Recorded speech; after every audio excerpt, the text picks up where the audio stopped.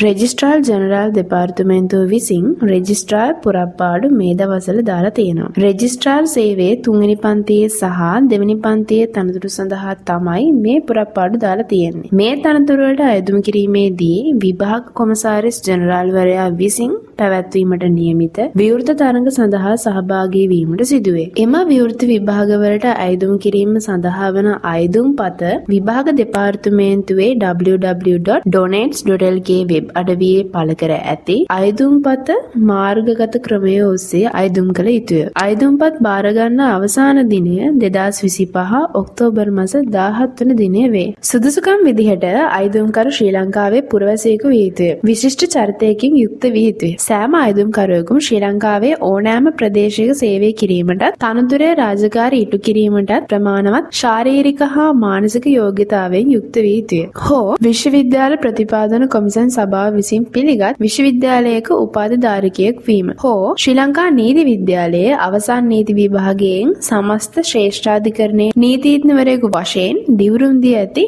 නීතිඥවරයෙකු විය යුතුය. සේවයට බඳවා ගැනීමේ ක්‍රමය ලෙස විභාගයේ සමත් වීම සඳහා එක් ප්‍රශ්න පත්තරයට ලකුණු 40ක් හෝ ඊට වැඩි ප්‍රමාණයක් ලබාගත යුතුය. එසේ ලබාගත් අයදුම්කරුවන් තෝරා ඔවුන්ගේ එම ලකුණු වල එකතුවට ඉහළම ලකුණු ලැබූ අය සුදුසුකම් පරීක්ෂා කිරීමේ සම්මුඛ පරීක්ෂණයට කැඳවනු ලැබේ. සහතික පත්‍ර පරීක්ෂා කිරීමට පමණක් මෙම සම්මුඛ පරීක්ෂණය පවත්වනු ලැබේ. ඉතින් මේ රැකියා පුරප්පාඩුවට අයදුම් කිරීම පිළිබඳ වැඩිදුර විස්තර දැනගන්න findy.lk වෙබ්සයිට් එකේ jobs කැටගරි එකට දැන්ම විසිට් කරන්න. ඉතින් මේ වගේ job vacancies බලන්න දැන්ම අපිත් එක්ක එකතු වෙන්න.